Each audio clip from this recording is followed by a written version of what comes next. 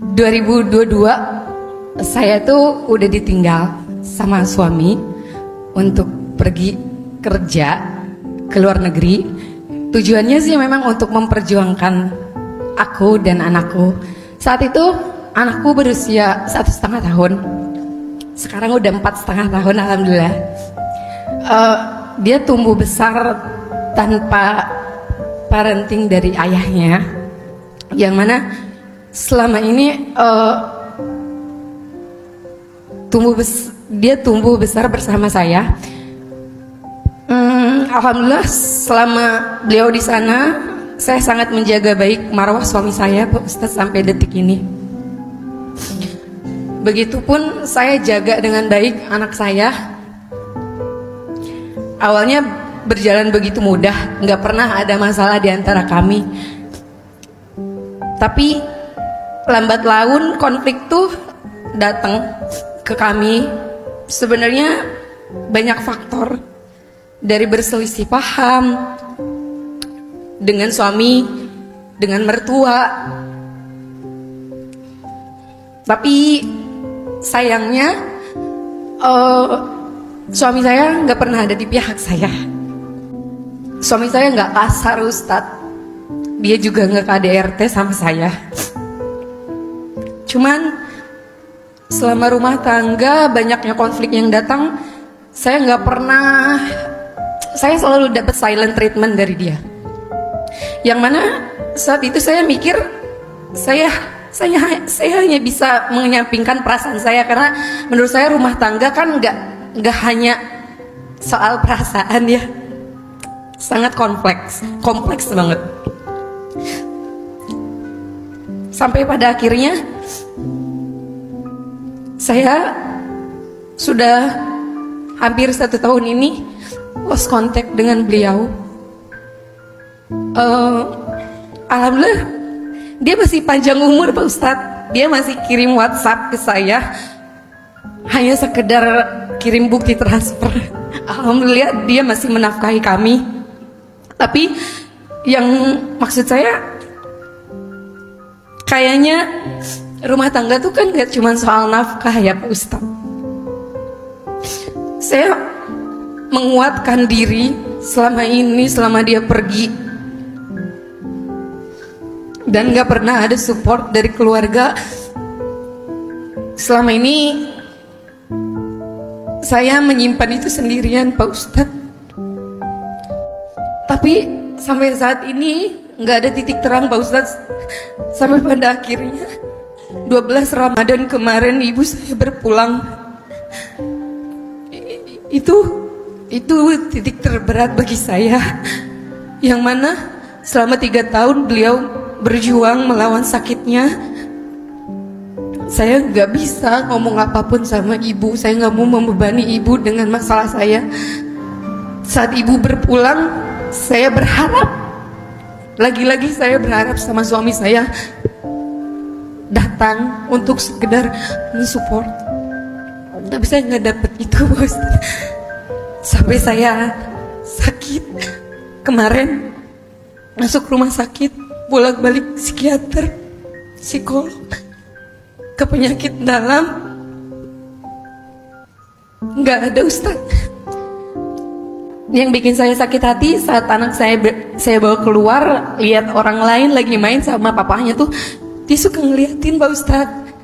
Terus yang bikin saya sakit hati, dia selalu minta digendong sama ayahnya temennya, yang mana mungkin saat ini dia masih butuh gitu. Saya sudah meminta maaf berulang kali, meminta untuk dia bisa berkomunikasi dengan kami. Saya juga sudah berintrospeksi diri tentunya, tapi tidak ada hasilnya, Ustadz, ikhtiar saya.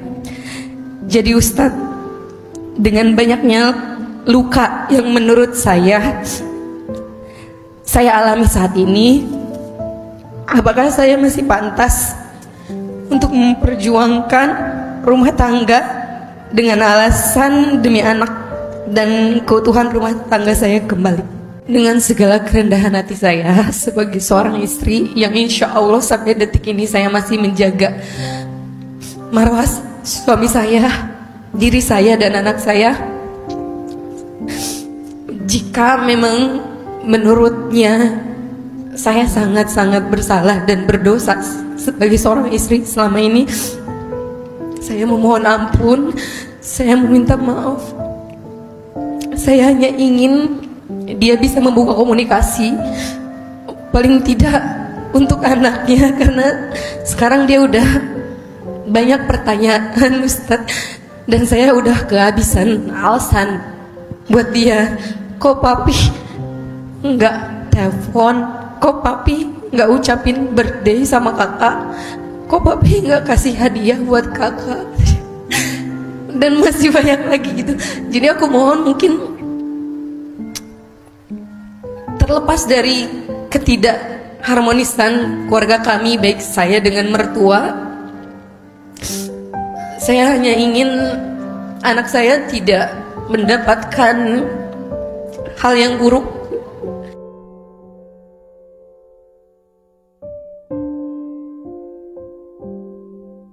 Ada 3 hal yang harus kita coba pelajari ya tentang rumah tangga.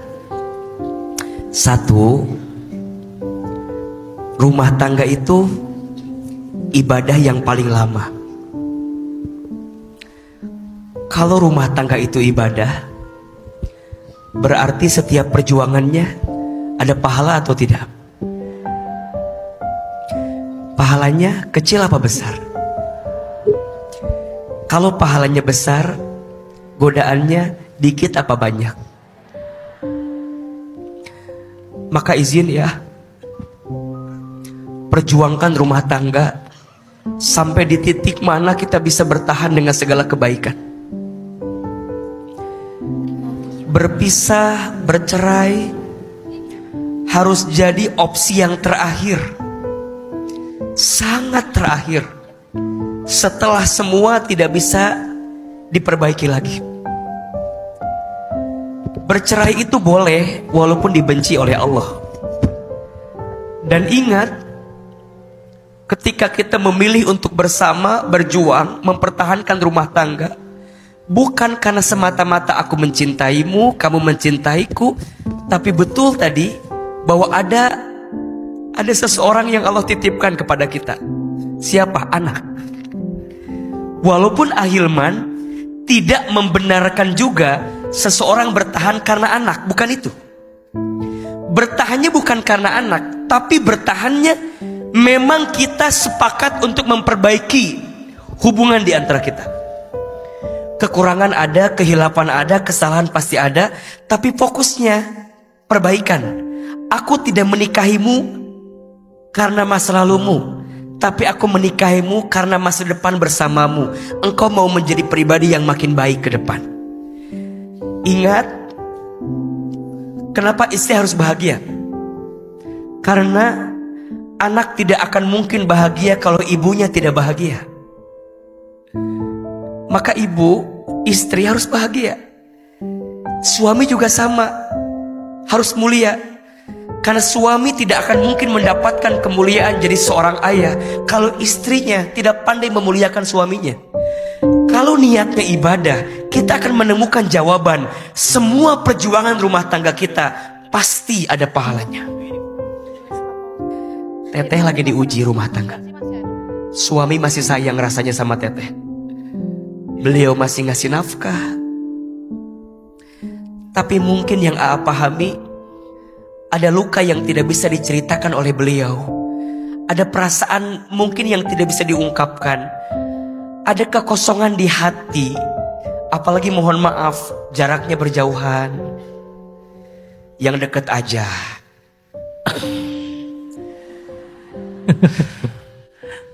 Apalagi yang jauh ya. Yang dekat aja teh masih suka ada masalah. Kadang sering salah paham. Mungkin juga yang jauh begitu. Jadi kalau AA boleh memberi nasihat, semoga ada rezekinya, semoga ada izinnya. Kalau suami bekerja di luar negeri, mungkin cari tahu di mana lokasinya. kalau ada kesempatan, ajak anak temui ke sana. Kalau ternyata suami nggak boleh, ya berarti memang mungkin dia tidak ingin rumah tangga ini berjalan dengan segala kebaikan ke depan. Istri harus tahu suami ada di mana. Gak bisa pokoknya di luar negeri aja. Harus tahu. Betul, yang jadi berat itu adalah anak. Ini pesan buat semua ya. Kita mungkin punya masalah dengan pasangan, dan mungkin harus berakhir rumah tanggamu. Mungkin setelah gak bisa diperbaiki, setelah gak bisa berubah, mungkin berpisah. Oke, tapi catat ya, jangan sampai perpisahanmu yang jadi korban adalah anakmu. Mantan istri mungkin ada, mantan suami mungkin ada, tapi mantan anak tak akan pernah ada. Mantan ayah tak akan pernah ada. Dia melekat. Kenapa? Karena ada darah yang mengalir dalam tubuhnya. Maka teteh berjuang bukan semata-mata tentang pernikahan ini, tapi tentang tumbuh kembang anak yang juga harus bahagia. Maka ini pesannya, kalau bunda, kalau ayah sedang bertengkar dengan pasangan, jangan menunjukkan pertengkaranmu di depan anakmu, karena itu akan jadi sesuatu yang terus direkam oleh bayangan anakmu. Apapun yang terjadi, belajar menyembunyikan luka, belajar merahasiakan sakit, belajar menyelami, mendalami setiap luka hati yang pernah dirasakan. Mungkin tidak sembuh sempurna, tapi setidaknya kita bisa lebih kuat menjalani hari ke depan.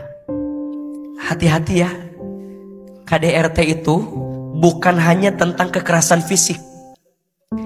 KDRT itu bukan hanya tentang kekerasan verbal, tapi sekarang ada istilahnya silent treatment. Didiemin sama pasangan juga. Menurut Ahilman itu KDRT. Sakit gak didiemin gitu? Dibuat gak jelas. Ini dibawa kemana? Rumah tangga itu tangga berharga untuk mendapatkan surga. Bukan tentang aku mencintaimu, kamu mencintaiku. Bukan itu. Tapi rumah tangga jadi jalan yang ketika bersamanya menjadikan kita mendekat kepada Allah dalam setiap kebaikannya. Maka ayo berbenah, berubah. Hidup harus melangkah. Teteh bismillah. Kalaupun nanti harus patah dan semua selesai, yang hancur rumah tanggamu, bukan hidupmu. Yang gagal rencanamu, bukan masa depanmu. Teteh masih punya anak, tatap dia, peluk dia, cium dia. Kalau sedang ngerasa lemah dalam hidup, lihat dia saat tidur, peluk badannya. Percayalah, itu kekuatan yang akan menguatkan kita untuk lebih tumbuh baik ke depan.